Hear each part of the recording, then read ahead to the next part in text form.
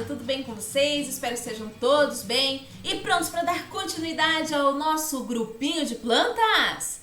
Na aula passada a gente falou um pouquinho das características gerais, do ciclo reprodutivo e hoje a gente vai falar sobre as novidades evolutivas de cada um dos grupos de plantas, começando lá com as briófitas até chegar nas angiospermas. E para que a gente consiga entender a história evolutiva das plantinhas, nada melhor do que a representação gráfica através do cladograma. Então aqui a gente consegue perceber que as algas verdes seria a linhagem ancestral do grupo de plantas.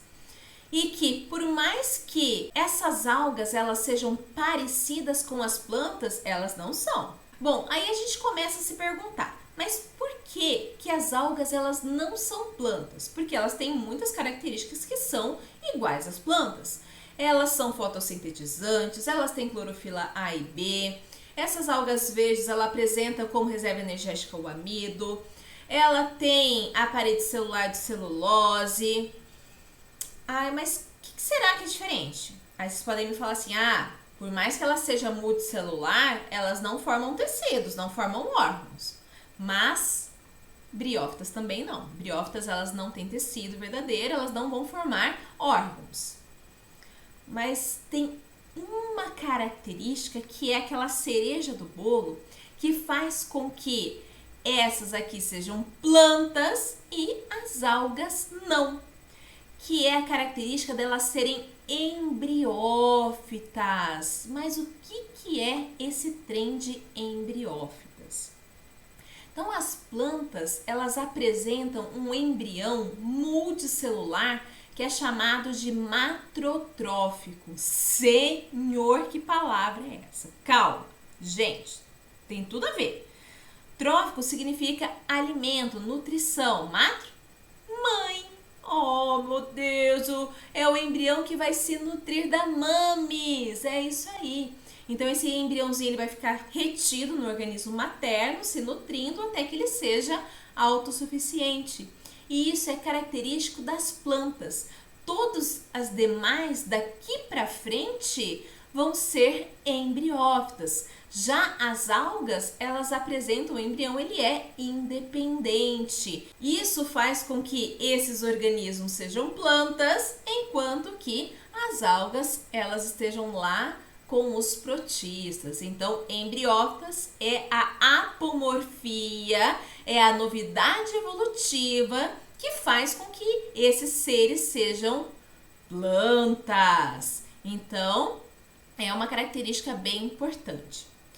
Aí a gente tem aqui, logo no início, as briófitas. Essas briófitas, elas são plantinhas bem simples, elas são multicelulares, mas como a Pro falou, elas não formam um tecido verdadeiro, a organização dela não chega a formar um tecido verdadeiro, muito menos órgãos.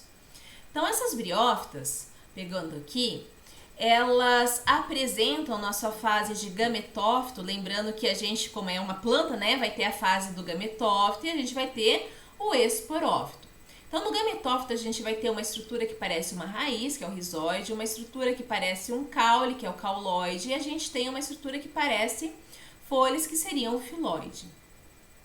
Nas briófitas, essa estrutura, o gametófito, essa fase de vida da plantinha, a gente fala que é a fase dominante ou é a fase duradoura, é a fase que vai estar presente ali a maior parte do tempo. Enquanto que o esporófito diploide é a sua fase transitória. É bem difícil a gente encontrar, na verdade, um esporófito. É bem mais fácil a gente encontrar aqueles tapetes verdes, como a gente consegue visualizar ali em cima da minha cabeça, do que essa partezinha aqui que aparece, que seria essa daqui, ó. Então, essa parte do esporófito ela é considerada a fase transitória. Então, nas briófitas, gametófito é a fase duradoura e o esporófito é a fase transitória. Eu não vou ficar aqui me atendo muito ao ciclo de vida, mas é importante vocês notarem que quando a gente olha para essa briófita, para esse musguinho, a gente pode tentar olhar aqui no gametófito. Lembrando que gametófito é a plantinha que vai produzir gametas. Só que eu não consigo encontrar aqui, não está exposto o órgão reprodutor. Ele está escondidinho. Tanto que eu chamo as briófitas de criptógamas, que são as plantinhas que apresentam o órgão reprodutor escondidos. Vocês vão ver que em botânica pensa numa matéria que gosta de valorizar. Eles adoram dar nome estrambólicos, mas vai dar tudo certo no final. Então, essas plantinhas que não têm esse órgão reprodutor aparente e exposto, elas são chamadas de criptógamas. Uma outra característica que é muito importante, mas muito importante da gente lembrar, é que nas briófitas, quando acontece a reprodução, o gameta masculino, olha aí, ele tem flagelo. Pois é, se ele tem flagelo, ele precisa nadar. Então, ele precisa de água. A reprodução das briófitas, ela necessita de água para que esses anterozoides, que são o gameta masculino, consiga nadar e encontrar a osfera, que seria o gameta feminino. Então, olha aí, o que a gente viu até agora? A gente viu que aqui nas briófitas, o gametófito ele vai ser a fase duradoura, enquanto que o esporófito é a fase transitória. Nós vimos também que, para que aconteça a reprodução, há a necessidade de água, já que o gameta masculino, o anterozoide, ele é flagelado e, portanto, ele tem que nadar para encontrar aqui o gameta feminino. Agora, se olhar para plantinha, para o musguinho, para a briófita, elas são plantas bem pitiquinhas, elas são bem pequenas e elas não poderiam ser grandes mesmo, porque essas plantas, elas são avasculares, elas não têm um tecido de condução de seiva, elas não têm xilema e floema. Então, por ser avascular e não conseguir transportar o xilema lá para cima, que é a seiva bruta, e o floema, que é a seiva elaborada, lá de cima até para baixo, a gente fala que o transporte acontece por difusão de célula a célula. Imagina se essa plantinha fosse grande. Nossa, ia chegar na metade já morreu, terninho de madeira para ela. Então, uma característica bem importante das briófitas é que elas são avasculares, elas não têm um sistema de condução da seiva, beleza? Então, algumas características a gente não pode esquecer dessas briófitas. Primeiro, ela é embriófita, ela é uma planta, então ela tem esse embriãozinho multicelular hematotrófico que é nutrido pelo organismo materno até que ele seja autossuficiente. Essas plantinhas, elas, a organização celular, por mais que ela seja multicelular, não chega a formar tecidos nem órgãos. Terceiro, é uma plantinha titiquinha e tem que ser pequenininha, tem que ser de porte pequeno, porque elas são avasculares, elas não têm um sistema de condução da seiva, nem da seiva bruta, que é água e sais minerais, nem da seiva elaborada, que é a substância açucarada que foi produzida a partir da fotossíntese. Então, elas são avasculares. Sendo avasculares, o transporte das substâncias, elas acontecem por difusão de célula a célula, de célula a célula. Por isso, se fosse uma planta grande, lascou a terninha de madeira na metade dela, porque ela ia morrer, falecer. Uma outra característica que a gente viu é que o gametófito nas briófitas é a fase duradoura. O gametófito haploide é a fase duradoura, enquanto que o esporófito diploide é a fase transitória. E que elas, para conseguirem se reproduzir, precisam de água. Isso porque O gameta masculino, que é o anterozoide, ele é flagelado. Ó, anterozoide, lembra espermatozoide, flagelo, precisa nadar para conseguir encontrar a osfera, que é o gameta feminino. Joinha! Bom, moçada, mas subindo um pouquinho mais, nós temos novidade evolutiva aqui para as pteridófitas. E quem são as pteridófitas? Então, as pteridófitas, a gente tem como representantes principais a samambaia, né? Que quando a gente fala em pteridófita, logo vem na cabeça as samambaias, que é a plantinha das avós, né? Toda avó tem que ter uma samambaia lá em casa, não tem jeito. Temos também a venca, temos a cavalinha, mas a principal representante é a samambaia. Então, falou pteridófita, lembra da samambaia. Então, o que a gente tem de novidade evolutiva de apomorfia aí? Então, primeiro, aqui nós vamos ter que não é mais o gametófito a fase duradoura. Quando eu olho a samambaia, o que eu estou vendo é o esporófito. Então, a partir de agora, todos os demais vão ter o esporófito como sendo a fase dominante, a fase duradoura. Esse esporófito que ele é diploide. E outra coisa, quando eu olho a samambaia e comparo com o musgo, a samambaia é muito maior. Aqui ela consegue atingir portes maiores. Por quê? Por quê? Olha aqui uma novidade, é Nil no pedaço. Porque elas vão apresentar vasos condutores, moçada. Elas vão ter xilema, elas vão ter floema. Então, elas vão conseguir, com o xilema, levar água e sais minerais lá para as folhas e, a partir da fotossíntese, produção do composto orgânico, vai conseguir distribuir por toda a plantinha através do floema. Então, tem um sistema eficiente de condução aí.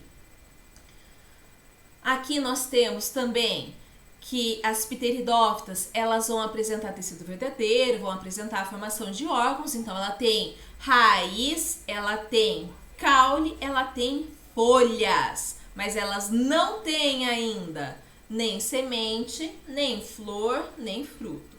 Aí vocês podem me perguntar, mas parece que eu já vi semente na samambaia. Aí eu pergunto para vocês, por acaso essa semente é aquelas bolinhas ali que vocês estão vendo na figura ali em cima?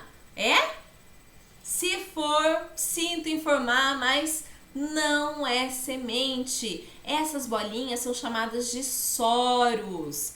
Então, são estruturas onde vão estar os esporângios. Lembra que a gente falou que tem lá no esporófito uma regiãozinha que é chamada de esporângio, onde tem as células mãe de esporos, acontece a meiose para formar os esporos, porque tem que ter aquela redução da ploidia. Então, aqui nós vamos ter que essas bolinhas não são sementes, e sim são soros. Então, olha aqui nesse esquema, dá para ver bem certinho a raiz, aqui o caule e aqui as folhas da samambaia. Aqui o gametófito, ele é bem transitório, tanto que a gente não costuma ver esse protalo aqui, que tem o aspecto de coração, que a gente chama inclusive de protalo cordiforme. É bem difícil, é bem transitório, é bem rapidinho, já logo ele não aparece mais aí. Tudo bem? Então, não vou me ater também ao ciclo de vida, a gente já viu de forma geral como que é o ciclo de vida. Então, só para reforçar, nas pteridófitas a gente já tem raiz, caule, folhas. Elas conseguem ter um porte maior porque elas apresentam vasos condutores, elas são vasculares, ok? E aqui, diferente do que acontecia lá com as briófitas, nós temos que o esporófito, ele é dominante. A partir daqui, ele vai ser dominante. Então, aqui nas outras, a gente fala que ele é uma sinapomorfia. É uma novidade que é compartilhado com os demais grupos de plantas. Agora, elas têm uma característica que é comum. Primeiro, se eu olhar para cá,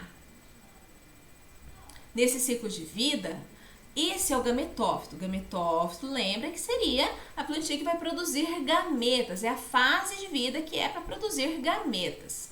Só que eu não consigo achar aqui o órgão reprodutor. Ele não está exposto. Por isso, assim como as briófitas, as pteridófitas também são criptógamas. Além disso, olha aqui, anterozoide. Anterozoide lembra espermatozoide, espermatozoide lembra flagelo, e aqui também é flagelado. Portanto, para que esse anterozoide, que ele é flagelado, consiga encontrar a oosfera, que é o gameta feminino, tem que ter o quê? Água. Se não tiver água, não tem como ele nadar para conseguir alcançar a oosfera. Então, assim como acontece com as briófitas, então ali, ó, características que são comuns, as pteridófitas também precisam de água para a reprodução, porque elas também apresentam o gameta masculino, que é o anterozoide flagelado. Então, as duas criptógamas, órgão reprodutor não é aparente, as duas apresentam a necessidade de água para a reprodução, porque elas apresentam esse gameta masculino, esse anterozoide flagelado. Novidade: vascular, aumenta o porte.